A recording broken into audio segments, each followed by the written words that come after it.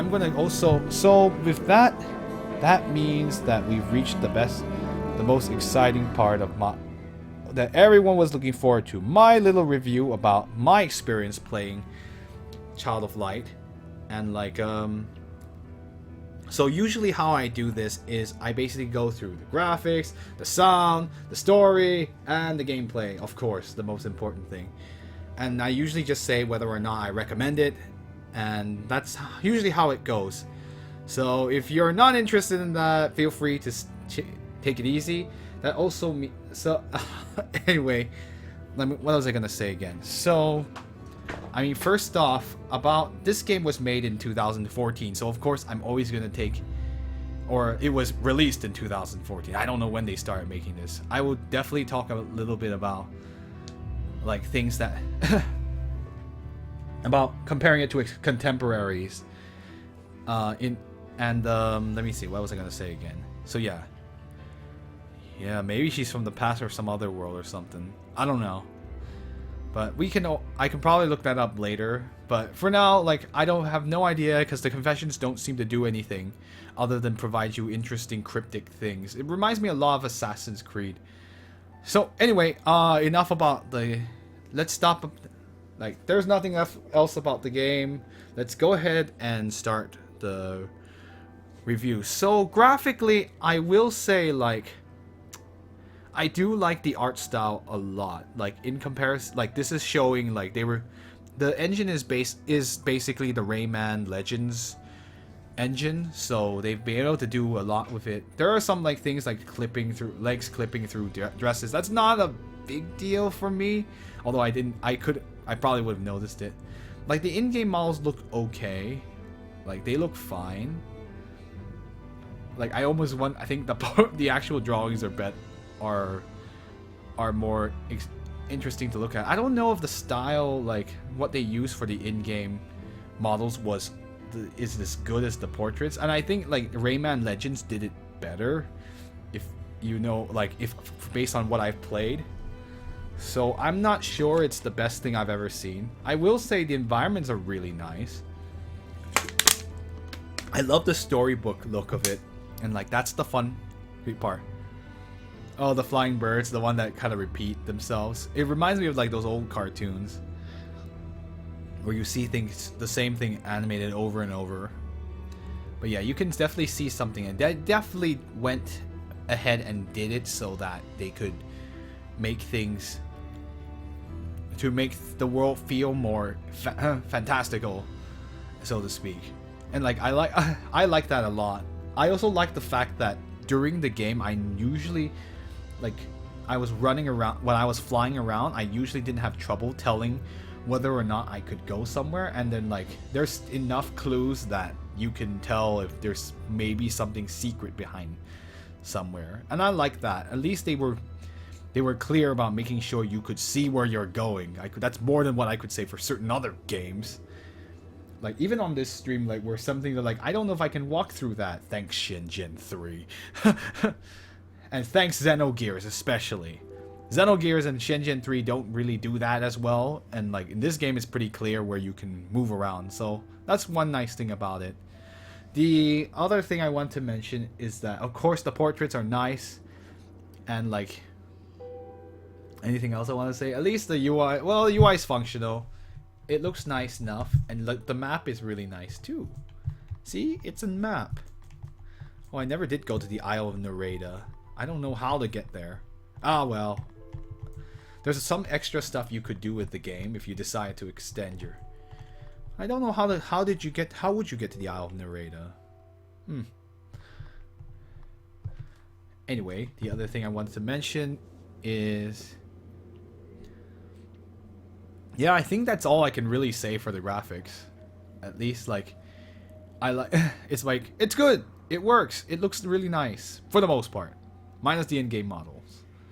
The other thing, let's see, with sound, I do like it. I'm kind of like mixed on this one because, like, on the one hand, like, the music is so nice. It's so peaceful and relaxing, and it's very soothing.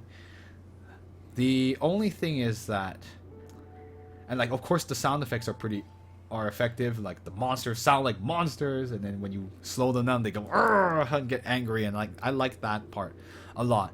The only thing is that unfortunately, I think the soundtrack might be too soothing. Like in some ways, I wonder if this was actually a great stream game because the sound was so soothing. So a lot of you, when you were watching, over the period of time you were watching, at some point some people were just gonna fall asleep because the music's like a lullaby, and like it's nice and all, but I wish there was stuff to make things like even the boss music it's all right. It's not.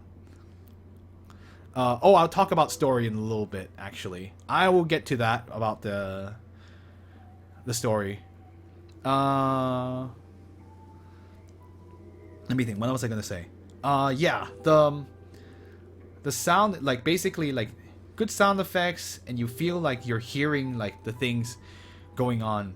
The only thing is like the music's way too soothing. Seriously, I like even the boss music, the battle music is not. I don't know. It's not dynamic enough. It's more like I don't get pumped to attack things. I just feel like, oh, it's something dramatic's gonna happen. Oh no, I do story. I'm gonna do story a little bit after that because I have more things to talk about there. I'm just getting these things out of the way first. The only other yeah, that's pretty much all I can say. I wish the music were a bit more dynamic, since sometimes you hear the same theme over and over again. Like I like the boss music. I just don't know. It's all right.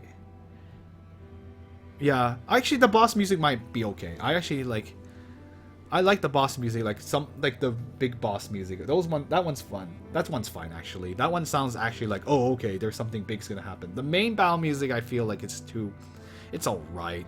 Everything else makes you sleepy. That's true. Yeah, I felt like if I streamed it, no, which I did. Yeah, the main theme makes you want to sleep. And you hear it a lot too, and there's a lot of repeated themes, and like that's cool and all. That's cool. And sometimes it is a little repetitive. I'm like, oh, okay, it's the same theme again. And like a lot of the towns like make you want to fall asleep. Everything wants to make you want to fall asleep in this game. Seriously. And it's bad because like when I was actually playing the game, I felt kind of sleepy too. I'm like, oh my gosh, this music. I was just like, should I just start booting up something more? Yeah, main theme is repeated a lot. I know it's like a motif. It's sort of like they want to tie it in with that theme. It's sort of like yeah, it's sort of like when you hear like the Indiana Jones theme during the movie, except not nearly as adventurous. It's just like very soothing and like the theme. But yeah, that's about all I can say for the sound. It's like it works. It's really nice. I just don't feel like my blood's boiling when I'm doing a regular battle. Boss battle's fine though. That one's a good theme. All right, so that's a sound, graphics, sound. Oh, bright, here he comes, the story. I'll be honest, it's like, it is what it is. It's basically they wanted to turn a children's story into, like, it does feel like a lot like a European fairy tale where it's like, it's not been Disneyified, that's for sure, because like it has some themes that are very similar to Disney, like the good princess versus the evil queen, but at the very least, like, they're not afraid of showing death.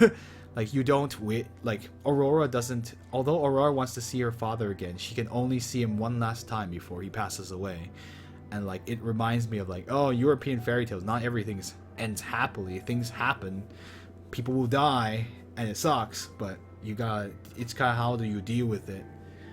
And like, there wasn't anything that really, really surprised me. I mean, I guess you could say Nox, like Nora turning on you was kind of lame, but I never really trusted her to begin with. I'm like, she's not that. Why are you here? Why do you know about the mirror?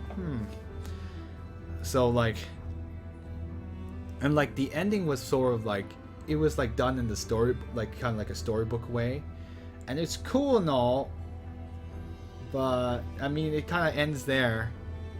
And you don't really see, like, the credit, like, they could have done a lot more. Like, let's just talk about just the credits too. I'm just like, seriously, it's kind of like dull. You have this little thing about the Queen of Light is finally like is when she says her final farewell. The other thing to mention is that, I mean, like, it is interesting that in a way this is like, this Lemuria is a lot like seeing Aurora, I guess Aurora becoming an adult, really. Like, she kind of has to grow up. And like, when her father dies, the crown that was protecting her was gone.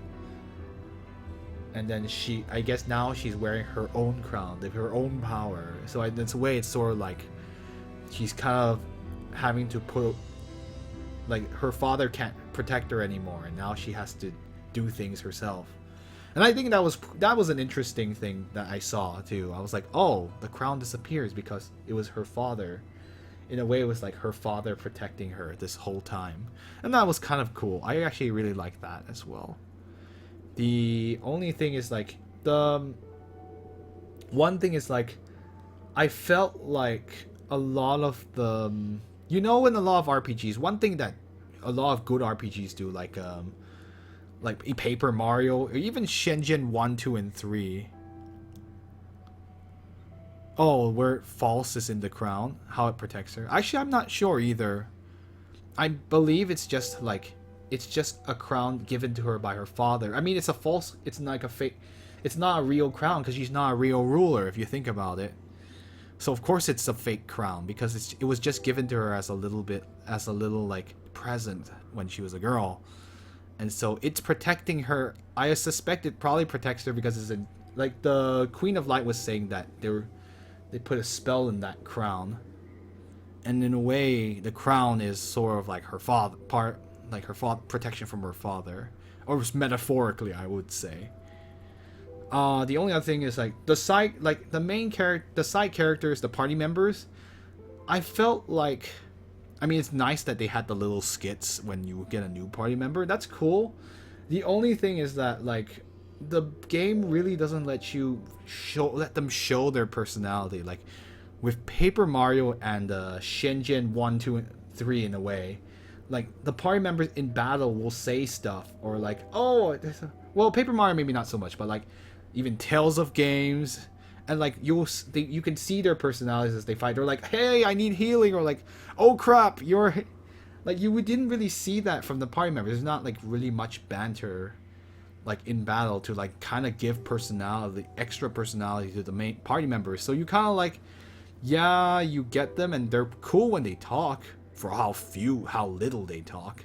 And I felt like it was kind of a missed opportunity to really bring you to love these party members. So I'm kind of feeling like, well, I like Robert, he's cool, his story was a bit more involved. The rest are just kind of like, you join the circus, and Tristus is just a sad guy. Owengus was cool too, but anything else? Again, you really meet only like for only like not very long, so you never really get a chance to you feel sad for her, but that's about it. And so you don't deepen your relationships and feelings with the party members. And I feel like that's kind of a missed opportunity. Like, where's the batter? In the battle, you could have had people say, like, oh crap, I'm hurt, or like, oh, do you need help? Or like, let's get him, or something like that. Even things like that, just to add that little thing about personality.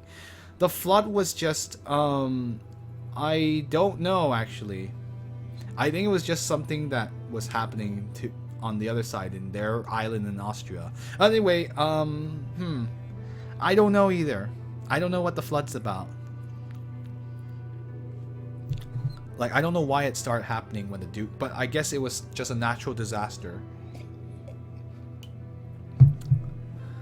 That's all they tell you. It's like, they don't tell you what that's about. I mean, like, floods happen anyway. What was I going to say again? So yeah, missed opportunity. So you don't really get to know your party members as well as you could have, or they didn't make them as memorable as they could have. The flood didn't seem to have much of a purpose. Well, the flood was the one that it would have killed everyone if they hadn't like pulled them off into Lemuria. So it was kind of weird, like that was a plot point. But anything else I wanted to say? The Queen of Light thing, like you kind of get. No, I don't think the Queen of Light was actually alive. I believe that's a ghost. I mean, she disappears. She didn't stay with Aurora. I'm pretty sure that's just like she was killed. So no, she died. So I'm pretty sure that's. Did you know she never didn't help? It came out where the flood. Yeah, it kind of did. Anything else I wanted to say? I mean, Aurora's mother never helps her in the final battle. You would think that, of course, she wants to help her daughter, but she can't. She's a ghost, or she's just a spirit. That's why she disappears at the end. Because like she's like, I don't need to. Aurora's safe now. She can run this place now. She's a queen now. We don't need. I don't need to interfere anymore. She can do it. She can handle herself. So that's why she leaves at the end. The only other thing I wanted to mention is like, yeah, anything else about the story that I can think of that was good or bad? I mean, that's pretty much it. Party needs more personality. That's roughly my biggest gripe with everything in the end. The story's interesting. Aurora and Nicholas talk a lot, so that's why they have the most characterization, and then everyone else didn't really get as much, and it's kind of lame, kind of shame. All right, anything else I want to say? Oh, gameplay. I've got a fun one of this one. So, I'll be honest. Don't think I'm that big of a fan of this game, of the gameplay of this game. I know it sounds kind of like you played through it, didn't you? You had to enjoy it, right? And like I did enjoy some parts. Like the bosses were kind of interesting.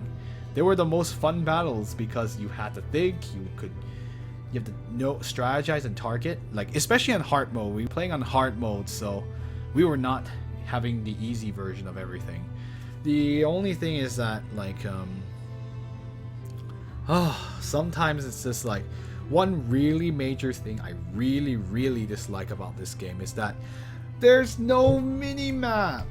Like seriously, you make labyrinths and you make all these intricate tunnels, but you can't, you get lost so easily because everything's so wide open, and then you don't know if you've gone there or you've missed anything, and it's like, why couldn't they, like, this is a game in 2014. This is not a game that was made 30 years ago or 20 years ago. Like I would have at least, okay, I understand it was before Super Metroid or something, but like there are games with that use the mini map, like Castlevania Symphony of Night, Super Metroid, any of the Metroids for that matter. And like you couldn't copy them at all to make it so that you would be incentivized to explore the world, or you know exactly where you're going. Cause like it's no fun when you're like, everything looks the same. Like the corridors look the same, and then you don't know if you've been down there. The towers look the same in certain areas, and you're just like, you get lost so easily, and it just makes you like, it just makes it so we're like, I don't know where I'm going, and I really find this tedious that I have to try to remember exactly where I've gone. And it's like, I'm fortunate that like I'm actually pretty good at directions, but I can't imagine like anyone like having the patience to deal with this, and you're just like, I'm gonna get lost, I'm gonna run into things, this is really annoying, and like I really don't like it. And like there's too many parts of the areas that look samey. The one thing I didn't like is that like in Super Metroid Castlevania, like you see like even certain areas have really strong like design, so you go to it, you're like, I definitely know where this is. This is like a really unique landmark, or like this is a really strange place with really strange enemies, and like you would remember those places. Like I still remember parts of places I've been to in Symphony of the Night. Like I'm like, oh yeah, that place with the clock tower, oh yeah, that place with the giant skulls, and or that place where I fought fought the crow and stuff like that. But this one is sort of like, I don't remember any place other than like, oh, generally it was a bunch of trees and I looped around it. Or like, oh, this was the ocean. There was a bunch of stuff. And like, there's no the variation is so little that you're like, I'm gonna get lost. And like, if they had a mini map, at least they could have gotten around that problem. But it's so aggravating. So it was really making it so I was kind of bored, or like I was kind of annoyed about it. So I wasn't having a good time playing, doing exploring, which is really bad. If this is an RPG, I want to explore, but I didn't enjoy it. And like, because you can, and flying is kind of cool, and like I think that's interesting. I think that's good that this game is primarily all about flying. My only gripe is that like, yeah, you fly through kind of uninteresting places, and like there's the amount of monsters in this game aren't that. I mean, I get it, this is supposed to be like a game of lower budget than stuff, but like the amount of monsters, it's just kind of like, okay, that's it.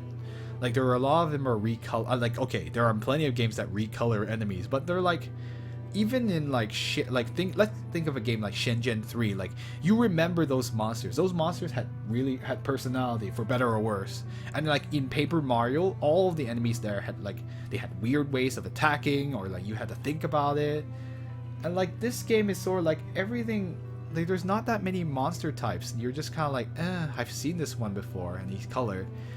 And they're all very vanilla. Like, they're not unique enemies. They're like, oh, it's a golem. Oh, it's a griffin. It's a skeleton horse. I mean, I've seen plenty of skeleton horses. Look, no, I don't think the monsters had some kind of, they don't really have that much personality either. They're just like, I'm going to attack you.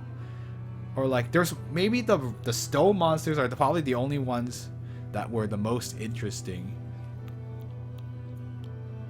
Like, I mean, like, when I say personality, I say like the design. It's like you remember it. Like, I remember like enemies from Shenzhen 3. I sort of remember seeing weird monsters from like Earthbound or Shenzhen 2 or Paper Mario, with all like, even the Paper Mario, like, oh, it's a Koopa Troopa. How could it be weird? Oh, this Koopa Troopa does something weird. Or like, oh, these things attack you in a certain way. Oh, there was a flower there. And then in this game, you're like, there's a gargoyle. Okay, cool. There's elemental things, but they're just colored versions of the same thing I've seen before. I'm like, really? Okay, cool. Yeah, there was not very many variations of monsters. And like, that's also kind of disappointing. But I think worst of all is that the designs are like, they're so standard for fantasy. It's just like, there's nothing interesting. It's not like, I'm fighting a hippie, or Retro Age hippie, or like, I'm fighting the Loch Ness monster, or something like that. I'm like, Leviathan, yeah. Dragon, yeah. I've seen all of them before. And like, there's nothing, it's not particularly interesting to me. I'm sorry. It also could be that I've seen so many types of played these type of games, so they're not unique to me anymore. And like, I feel like it's kind of sad because Lemuria is supposed to be like this crazy place, and they don't have many weird monsters, surprisingly, despite the people like Finn and Robert and people. So that's also a darn shame. I feel bad. I'm just like negative. I'm just kicking the game so much now.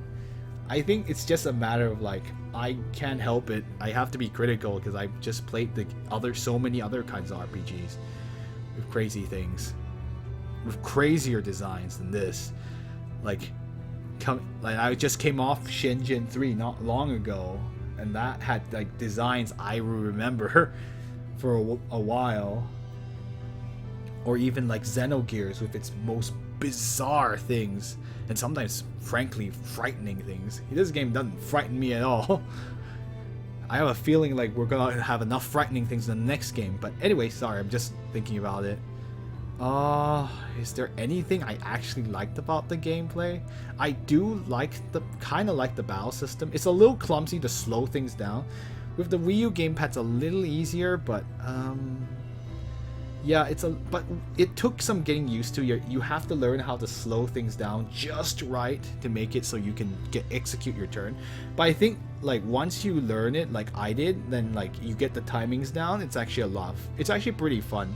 Surprisingly, I actually still I was actually really enjoying it near the end because I was kind of figuring out how it worked and how to like just scoot things up. One thing I don't like is that sometimes like in the boss fights, moving this little guy here, Igniculus, sometimes I couldn't tell if I was slowing down the right person.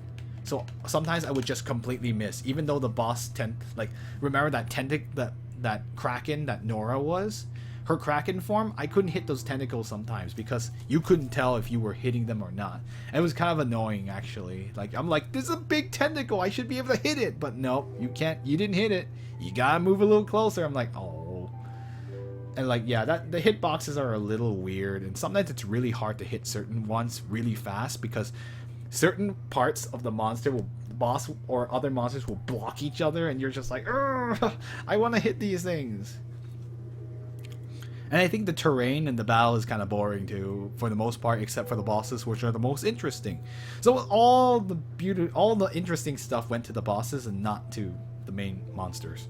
That's kind of my slight annoyance about it too. I feel bad. I'm just like kicking the game so much, and like it's not that I don't know how I feel about it. And like anything else in the gameplay that I could think of that I was not so happy about, or happy or not happy about. Towns are cool. It's interesting that the game doesn't have any money, so if you have to scrounge for items, so hope you didn't use them all. I'm not sure how I feel about that. I mean, they give you enough items to work with it, but I'm just kind of like, if I were worse at RPGs and I don't have the opportunity to make money. Well, you did get stuff off of things, so I guess they're hoping that at worst, if you're so bad, you can grind all the way to level, I don't know, 70, and be completely freaking awesome and you can kill everything. So I guess that's how they balanced it out. They're like, oh, if you use up all your items, it's fine because you can just level up and grind on weak monsters and you'll be fine. One other thing that's nice is that auto saving is cool. I like it, so I don't have to worry if I die. And if I die, it's no penalty. I don't lose an EXP and I get all my HP and MP back. It actually might sometimes be better just to get yourself killed. I was thinking about it, I'm like, sometimes I wonder if I should just get myself killed and then run back to this monster and kill him at full health. I don't know. I was tempted to do that on a few occasions, but that would have been really annoying to run back and forth. The only other thing is, yeah, the checkpoint. When they autosave, you just get sent back to like the beginning of the area, and that's kind of but at least with this game, it's very, very easy to avoid enemies, and it's very easy to get to the end of the area, get to where you were first. So yay for that. Game's very easy to get through if you decide not to fight anything, unlike me who fought everything. And like, it's super easy to stun enemies. I'm just like, it's overpowered. You can always get a surprise attack. Anything else I wanted to say? I am thinking about things to say. Like I think I've covered all the gameplay stuff. Like, it's the battle system. In the end, the battle system is, I guess, it's more interactive than like say Shenzhen 3, which is very similar to this one. I think it's sort of an improvement. At least you don't have to worry about getting smacked around because the animation of your attack was kind of long. That really sucked in Shenzhen 3. But that's cool. The only thing is, like, I wish you had Shenzhen 3's ability to hear what the party members actually want to say when they're getting hit or anything else. So yeah, that's pretty much it. I think I covered all the things in gameplay for Child of Light, which is very important. And I think that's part of the... So, in the end, would I recommend this game? I'm sort of leaning toward maybe, or kind of no. I feel bad for saying that. Like, it's just too, like, if the game had gotten more personality in certain areas, like if they improved certain things, then it would be a good game, a pretty good game. And the battle system is fun, but it's kind of a chore to explore everything, and you're not given tools to make it so it's easier to remember where you've explored. So you're just sort of like you're disincentivized to really explore. And I can't, like, I don't even think, like, the story is not even that mind-blowing or anything. It's like children's story, so it's very like yeah, things happened, but like it's not anything like so mind-blowingly great.